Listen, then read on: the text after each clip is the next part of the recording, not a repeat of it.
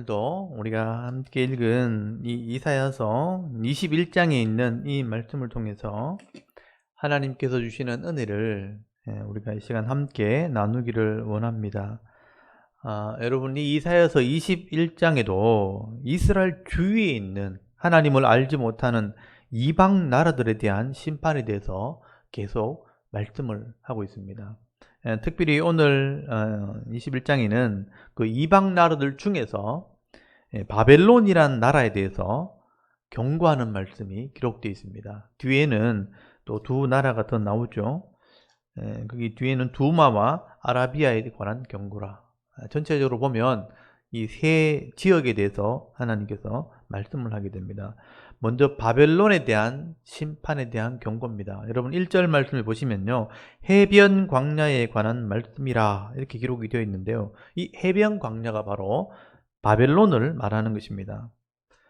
지난주에도 제가 말씀을 드렸지만 여러분 이사야서 20장에서 이 아수르란 나라가 북쪽 이스라엘을 멸망시키고 이어서 애굽과 이 구스를 멸망시키면서 그 지역을 다 차지하게 됩니다. 근데 이 아수르라는 나라는 이제 또 바벨론에 의해서 멸망을 당하게 됩니다. 그 당시 배경을 가지고 이 말씀을 보셔야 됩니다. 근데 이 바벨론도 아수르를 멸망시키지만 또 얼마 있다가 역시 페르시아에 의해서 바벨론 또 심판을 당하게 됩니다. 이렇게 하나님께서 이방 나라의 왕들 그리고 군왕들 세계의 여러 나라들을 이렇게 계속 심판하는 역사를 이 땅에 기록을 하고 있고 성경에도 기록을 하게 됩니다. 왜 하나님께서 이런 세상의 군왕들과 나라들을 이렇게 심판하시는가? 왜 하나님의 심판을 이들이 피하지 못하는가? 다 그 이유가 있습니다. 여러분, 하나님께서는 역사 가운데 이런 이방 나라들에게 때로는 힘과 권력을 주어서 백성을 다스릴 기회를 주십니다. 그런데 이런 왕들이 그런 자신이 가진 힘과 권력을 가지고 자기가 하나님이 된 것처럼 교만을 한다든지 악함으로 이 백성들을 다스리게 되면 하나님께서 그 나라와 또 그 왕들을 심판하시게 된다는 것을 말씀을 하게 됩니다. 이게 인류의 역사입니다. 그래서 여러분 1절을 다시 한번 보시면요, 해변 광야에 관한 경고라. 적병이 광야에서 두려운 땅에서 네겝이란 남방이란 뜻입니다. 남방에 효리 바람같이 몰려왔도다 라고 말씀을 합니다. 이 네겝 남방이란 땅은 이스라엘 사람이 다 아는 내용이기 때문에 광야 지역이고 거기는 광야와 같은 황무지 같은 땅입니다. 그래서 모래바람이 불어오면 싹 쓸려가 버리는 그런 바람이 부는 곳인데, 이런 해변 광야가 이런 네겝의 바람이 불듯이 심판을 받게 되었다, 그렇게 말씀을 하는 겁니다. 그래서 여기 해변 광야는 바로 바벨론을 이야기하는 겁니다. 이 바벨론은 유프라테스 강과 티그리스 강 사이에서 이렇게 만나는 지역에 있는 나라입니다. 그래서 이 유프라테스 강과 티그리스 강 하류 쪽에 퇴적물이 쌓이면서 걸프만으로 흘러가게 되는데, 지금은 이제 걸프만을 페르시아만이라고 부르거든요. 그 페르시아만으로 이렇게 흘러 들어가기 때문에 거기가 해변 땅 또는 해변 광야라고 표현을 하게 되는 것입니다. 그래서 제가 지도를 잠깐 또 보여드리겠습니다. 그래서 그 당시에 바벨론 지역의 지도를 한번 보여드릴 텐데, 여기 보시면 이스라엘이 여기 있고 북쪽으로 올라가면 아수르가 있죠. 이 아수르란 지역이 티그리스 강과 유프라데스 강 사이에 있는 나라죠. 그래서 이 티그리스 그리고 유프라테스 강을 메소포타미아 지역이라고 그러죠. 메소란 말이 어떤 사이, 포타미아 강들 사이, 두 강 사이에 있는 나라, 그게 바로 아수르와 하류 쪽에는 바벨론이 있습니다. 이 아수르는 지금의 시리아와 여기 바벨론 지역은 이라크, 이쪽 지역은 지금의 이란입니다. 이란. 그러니까 시리아, 이란, 이라크 땅이 그 당시에는 이 아수르와 바벨론 지역이라고 할 수 있죠. 이 티그리스 강이 흘러내려와서 페르시아만으로 흘러 들어가죠. 그래서 여기가 해변이죠. 해변. 페르시아만의 해변에 있는 나라, 그게 바로 바벨론을 의미하게 되는 것입니다. 근데 이 바벨론도 사실은 옆에 있는 바사라고 되어 있는데 이 바사가 바로 페르시아입니다. 페르시아고 위에 북쪽에 메데라고 되어 있는데 메디아란 나라예요. 이 고대에 페르시아와 메디아란 나라가 있었는데 이 페르시아와 메디아 이 나라에 의해서 바벨론도 나중에 멸망을 받게 되어집니다. 그래서 이 바벨론이 아수르를 무너뜨리고 그 지역을 전체를 차지한 기간이 어느 정도 있었거든요. 그래서 그 당시에 페르시아 그 신바벨로니아 제국을 이루게 되는데 이런 바벨론 제국도 결국은 멸망을 받게 된다는 예언을 오늘 하게 되는 겁니다. 여러분 2절에 보시면요. 이 바벨론이 어떻게 망하는가 한번 보십시오. 2절 오늘 21장 2절 말씀에 보시면 혹독한 묵시라. 묵시란 말은 감추어져 있는 것을 보여준다 이런 뜻이거든요. 바벨론이 그 당시에 감춰져 있던 것을 그 당시는 망하기 전이니까 미리 보여주는 근데 혹독한 어떤 내용이라 이런 뜻입니다. 혹독한 묵시라. 내게 보여도다. 앞으로 일어날 일을 조금 보여줬다는 얘기죠. 속이는 자는 속이고 약탈하는 자는 약탈하도다. 엘람이여 올라오고 메대여 에워싸라. 그의 모든 탄식을 내가 그치게 하였노라 하시도다. 그래서 이 바벨론이 팽창할 때, 왕성할 때 아수르도 무너뜨리고 메디아와 페르시아 쪽에 영향을 줬었는데 이제는 바사와 메대, 바사는 페르시아입니다. 페르시아가 또 메디아가 합병을 하게 되어지고 이런 나라에 의해서 너희들이 약탈을 당하게 될 거다. 멸망을 받게 될 거다 하는 예언을 하게 되는 것이죠. 그래서 이제 원래는 메디아가 더 큰 나라였고요. 그 속국으로 페르시아가 있었는데 나중에 페르시아의 고레스가 이 메디아를 점령을 하게 되죠. 그래서 연합을 시켜서 메데 페르시아라는 나라를 만들게 됩니다. 그래서 성경에는 그거를 메데 페르시아 이렇게 기록을 하게 됩니다. 원래 이제 이 바벨론이라는 나라가 세워질 때 나보폴라살이라는 장군이 아수르가 점령하고 있을 때 반역을 일으킨 사람이거든요. 이 느부갓네살의 아버지입니다. 장군일 때 아수르의 반역을 일으켜서 나라를 차지했는데 암살을 당하고요. 그 아들이었던 느부갓네살 왕이 이 바벨론 지역을 차지하면서 그 지역을 전체를 통일하게 됩니다. 그래서 이것을 신바벨로니아 제국이라고 보통 얘기합니다. 이 신바벨로니아 제국이 아수르와 밑에 있는 남쪽 유다를 점령하고 애굽까지 다 점령을 하게 됩니다. 그 제국을 신바벨로니아 제국이라고 보통 얘기를 하게 되죠. 근데 이런 신바벨로니아 제국도 역사 속에서 볼 때는 잠깐이에요. 느부갓네살 왕이 명성을 떨치고 난 뒤에 약 86년 만에 이 제국은 멸망을 받게 됩니다. 그 멸망당할 때 페르시아란 나라에 의해서 망하게 되는 거예요. 이게 일반 역사에 기록이 되어 있습니다. 그래서 이 페르시아와 메디아가 연합을 해서 BC 539년에 이 바벨론을 멸망시키게 되는 겁니다. 여러분 그 당시에 이 바벨론이라는 나라가 얼마나 강대했는가 하면 그 바벨론 수도에 그 성벽을 쌓을 때 바벨론 성을 쌓을 때 높이가 100m 되는 높이를 쌓게 됩니다. 그리고 그 성벽의 두께가 30m짜리를 두 겹으로 30m 성벽을 두 겹으로 해서 100m 되는 높이의 큰 성벽을 쌓아 올렸습니다.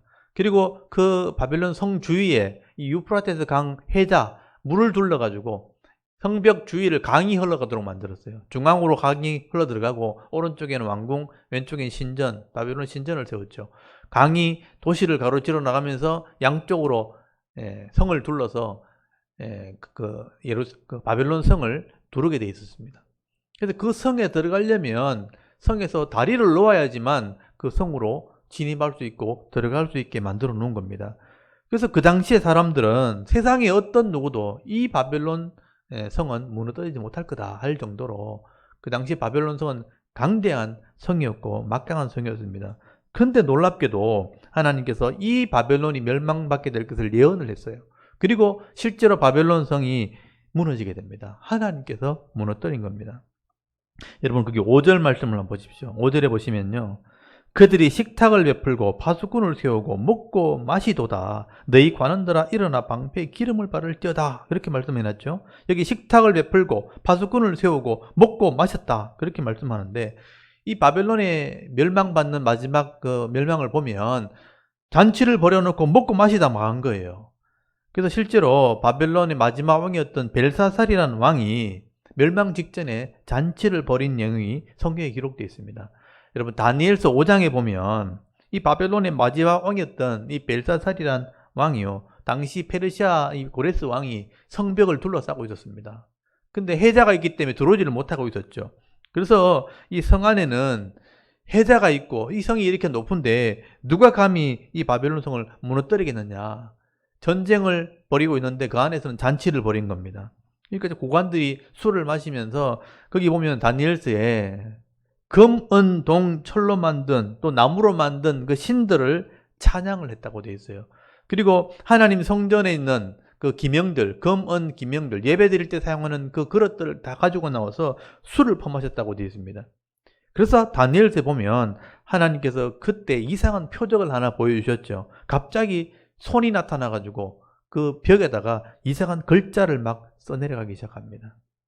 당시에 이 벨사살 왕이 술을 먹다가 그 손을 보고 나서 깜짝 놀라게 되죠. 그래서 다리에 힘이 풀리면서 두려워서 무릎이 서로 부딪혔다. 그렇게 성경에 기록이 되어 있습니다. 그때 그 벽에 써있는 글씨가 우리가 잘 아는 것처럼 메네 메네 데겔 우바르신이라 라고 글씨가 써있는 거예요. 그 당시 아무도 이걸 해석하지 못했습니다. 그래서 다니엘을 불러서 이 글을 해석을 한 겁니다. 세어보고 달아보니 모자라서 나눴다, 이런 뜻입니다. 세어보고 달아보니 모자라서 나눠버렸다. 여러분, 하나님께서 이 벨사살 왕의 믿음을 이렇게 살펴보니까 딱 세어보고 계산해보니까 하나님의 저울에 모자란 거예요. 그래서 하나님께서 그 나라를 나눠버렸다, 흩어버렸다, 그래서 망하게 하겠다라고 기록을 해놓은 겁니다. 그래서 이 페르시아의 고레스 왕이 바벨론 성을 뚫고 들어와서 그 벨사살 왕을 죽이고 결국 바벨론 성을 무너뜨린 거죠. 점령을 하게 된 겁니다. 그래서 오늘 7절 말씀에 보시면요, 이렇게 말씀이 되어 있죠. 마병대가 쌍쌍이 오는 것과 나귀 떼와 낙타 떼를 보거든 귀 기울여 자세히 들어라. 이게 파수꾼에게 이렇게 말하죠. 여기 마병대가 이렇게 달려오거든. 그리고 나귀와 낙타 떼를 끌고 오는 군대를 보거든 자세히 들어라. 이 군대가 바로 페르시아 군대를 말하는 겁니다. 고레스 왕은요, 4마리의 말이 엮여져 있는 그 말을, 그 병거를 타고 다녔습니다.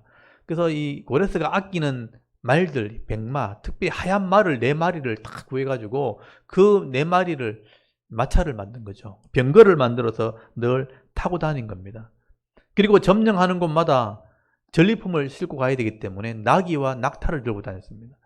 그래서 전쟁에 이기면 나귀와 낙타의 그 전리품들을 실어서 약탈을 하기도 했던 겁니다. 그래서 역사책에 보면 이 고레스가 아끼는 그 백마 4마리를 딱 이렇게 엮어서 병거를 타고 바벨론 성에 딱 와보니까 해자가 둘러져 있는 거예요. 그래서 이제 이 말을 끌고 이렇게 풀어놓았는데 한 마리가 그 물을 먹으러 들어갔다가 해자에, 유프라테스 강 해자에 물에 빠져가지고 그 말을 잃어버리게 됩니다. 말이 죽어버려요. 가장 아끼는 말, 신마라고 하는 그 4마리 흰 말을 탁 마차에 이렇게 묶어서 끌고 다니는데 한 마리가 그냥 강에 떨려들어서 물에 빠져 죽어버리니까 이 고레스가 화가 나가지고 병사들을 불러가지고 이 강의 물주기를 다 물을 빼버리라.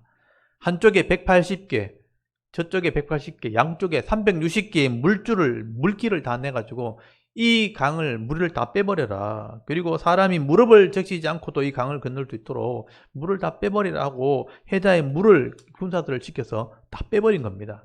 그래서 말이 죽는 바람에 이 물을 군사들을 시켜서 화가 나서 물을 다 빼버렸는데, 근데 그때 놀랍게도 유프라테스 강이 이 바벨론으로 들어가는 수구, 물 입구가 드러나는 거예요. 물이 빠져버리니까 물 들어가는 입구가 이렇게 위에 드러나고 하류 쪽에 물 나오는 입구가 딱 드러나는 거예요. 그래서 그 안으로 군사들이 들어가게 된 겁니다. 그래서 놀랍게도 이런 물을 빼버리는 바람에 그 수구로 군사들이 들어가서 성문을 열어버리고 졸지에 한 번에 이 바벨론 성을 무너뜨리게 된 것이죠. 그래서 아무도 이 성을 무너뜨릴 사람이 없다고 말하던 그 바벨론 성이 이렇게 허무하게 무너져 버리게 된 것입니다. 이것은 하나님의 섭리고 하나님의 역사입니다. 그래서 이런 그 당시 고레스에게 이런 지혜가 어디서 나왔을까? 역사들이 아무리 생각해봐도 하나님의 섭리라고밖에 해석이 할 수 없다고 그 역사책에 기록이 되어 있습니다.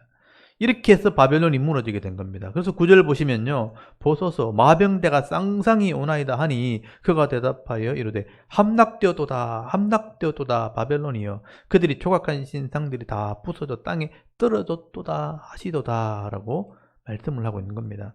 여러분 하나님께서는 이렇게 시대마다 힘있고 강한 자들에게 하나님 기회를 주시지만 이런 힘을 가진 자들이 교만을 떨고 또 공의와 정의를 행하지 않고 하나님을 두려워하지 않고 악을 행하게 될 때는 이렇게 반드시 심판받게 되는 것이 역사라는 것을 지금 말씀을 하고 있는 겁니다. 그리고 거기 11절부터 이제 17절까지는 단락이 나눠져 있죠.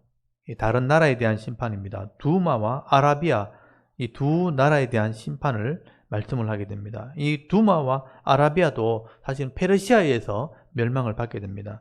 이 두마라는 나라는 남쪽에 있는 에돔, 에서의 땅이죠. 에돔에 속한 나라이고요.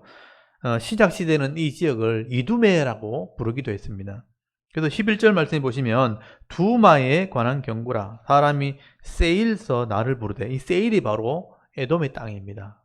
그래서 이제 세일이라 그러기도 하고 또는 에돔이라고 그러기도 합니다. 세일서 나를 부르되 파수꾼이여 밤이 어떻게 되었느냐 파수꾼이 밤이 어떻게 되었느냐 파수꾼이 이르되 아침이 오나니 밤도 오리라 이렇게 말씀하죠.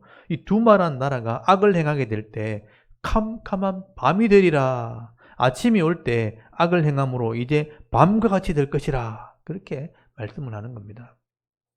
밝을 때 또 기회가 있을 때 시간을 줬을 때 대낮에 악을 행했기 때문에 기회를 줬을 때 악을 행하게 되니까 그 대낮이 어둠이 될 것이라 밤이 될 것이라 말은 심판을 받는다는 얘기입니다.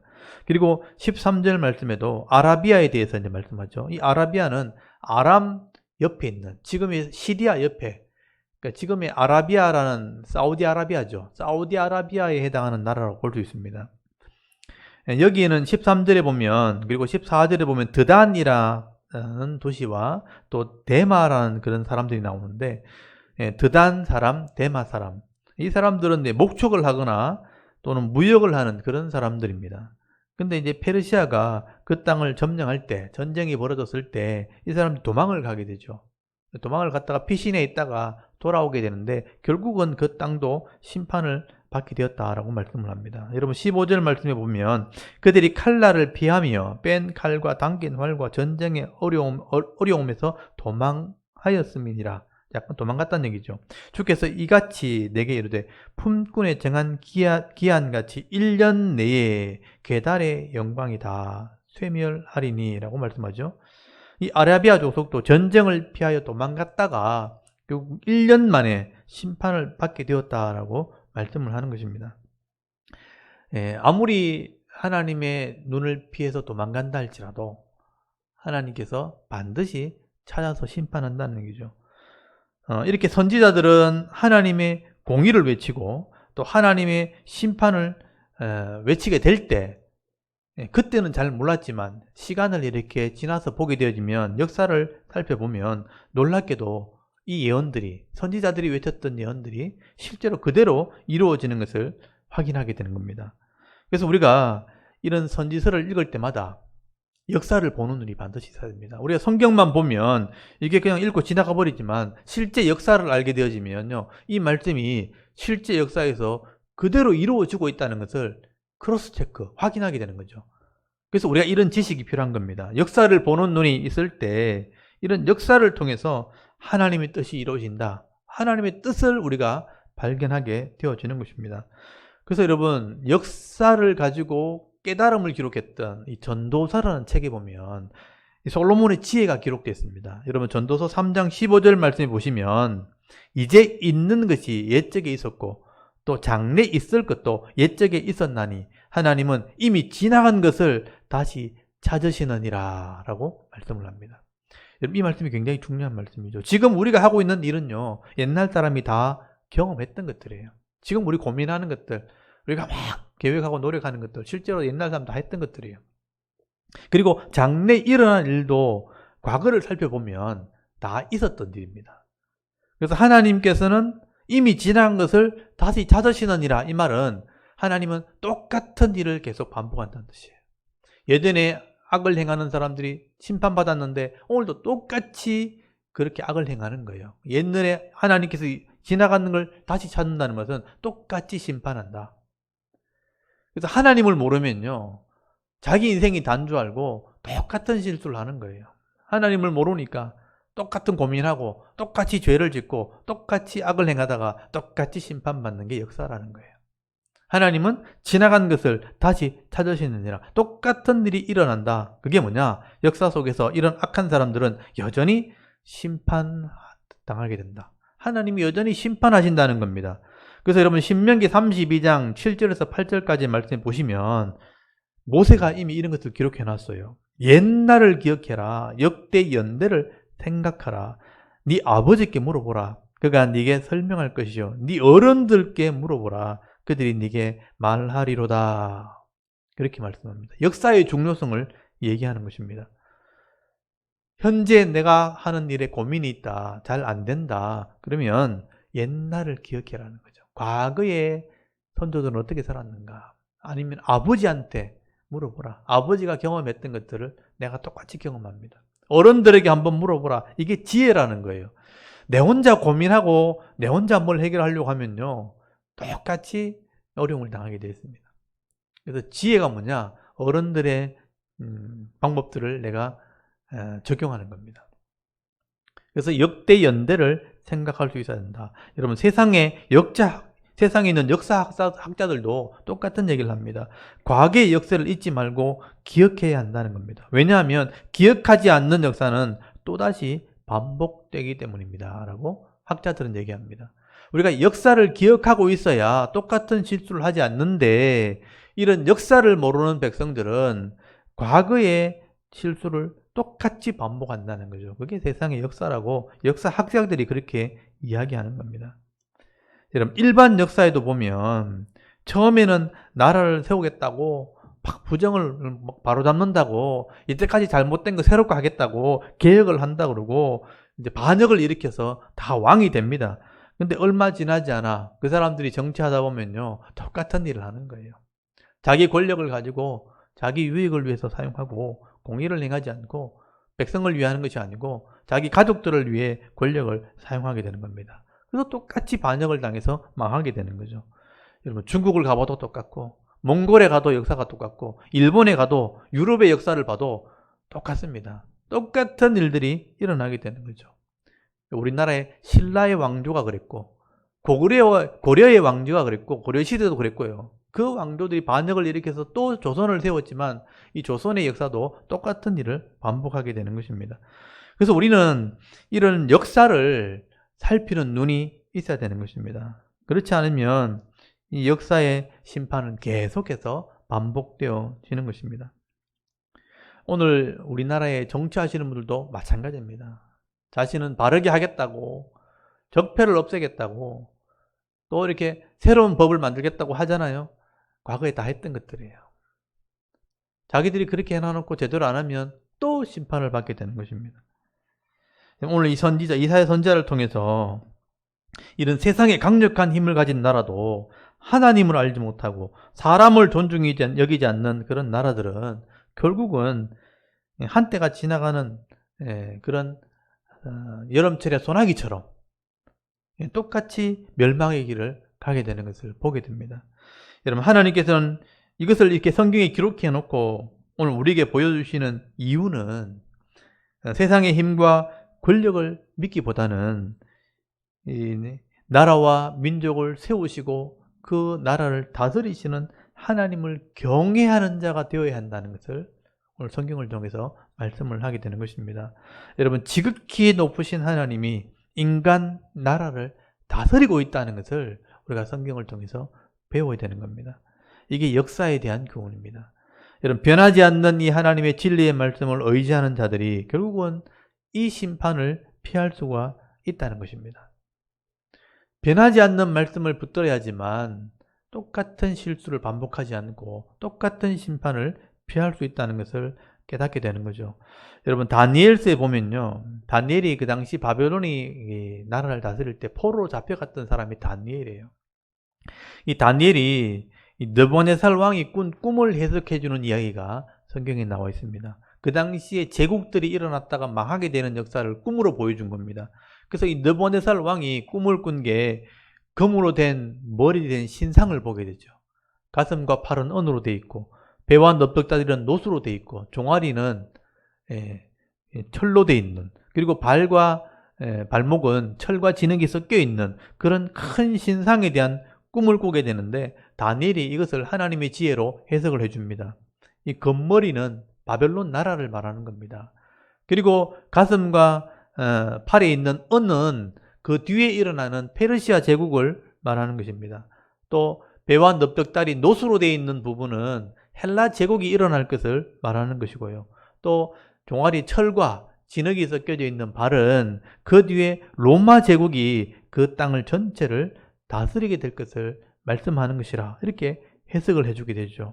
결국 이 다니엘의 해석대로 바벨론은 페르시아에서 망하게 되어지고, 이 페르시아는 헬라 제국에 의해서 알렉산더 대왕에 의해서 무너지게 되고, 이 헬라 제국도 결국 로마에 의해서 무너지게 되는 것을 보게 되죠. 근데 이런 신상을 이렇게 꾸는 꿈 속에 큰 돌이 하나 나타나게 됩니다. 공중에 떠 있는 큰 돌이 날아오더니 그 신상을 깨트리죠. 쳐서 깨트려서 박살을 내버립니다. 이 세상의 나라들, 제국들을 공중에 떠 있는 돌이 쳐서 박살을 내버리고, 그 신상이 큰 태산을 이뤘다, 큰 바위 산을 이루게 되는 것을 보여주게 되죠.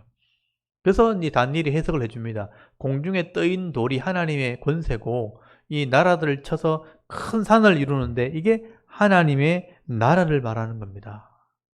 세상의 나라는 무너지고 망하고 또 망하지만, 그 무너지는 나라 속에 하나님의 나라가 큰 산과 같이 세워질 것을 해석을 하게 되는 것입니다.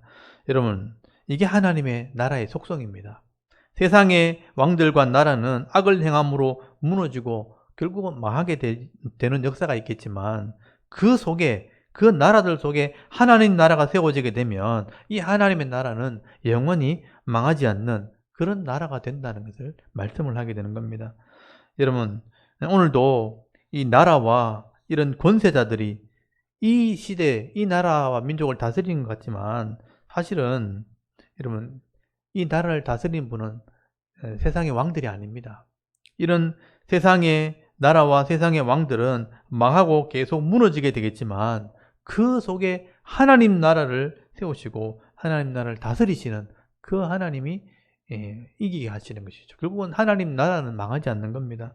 이게 역사를 보는 눈이고 시대를 보는 눈이라는 것입니다. 오늘 저와 여러분들이 이 세상의 나라들, 권세자들을 이렇게 보면서 두려워하거나 또 그것을 또 눈치 보면서 따라가는 것이 아니라, 이 세상의 나라 속에서 하나님 나라 백성이 되어서 하나님을 경외하는 삶을 살게 되어질 때, 세상이 아무리 바뀌어도, 왕들이 바뀌어도 그 세상 속에서 내게 주신 분복을 잃어버리지 않는 겁니다. 그걸 누리는 백성이 되어지는 겁니다. 그래서 세상의 왕을 따라가고 세상의 힘 있는 나라를 따라가는 것이 아니고, 하나님을 경외하는 삶을 사는 사람은 이 나라에 있던 저 나라에 있던 그 내게 주어진 분복을 잃어버리지 않기 때문에 이 복을 받는 백성으로 살아가게 된다는 것을 성경이 이야기하는 것이죠. 오늘 저와 여러분이 이런 믿음을 가질 수 있기를 바랍니다.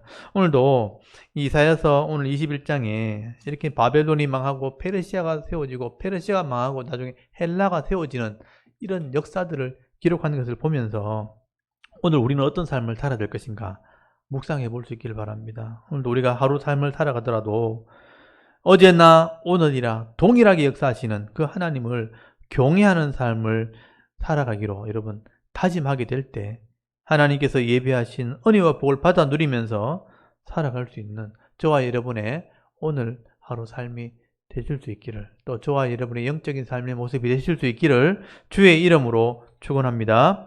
아멘. 잠깐 기도드리겠습니다. 하나님, 은혜를 참 감사합니다. 오늘도 지친 몸이지만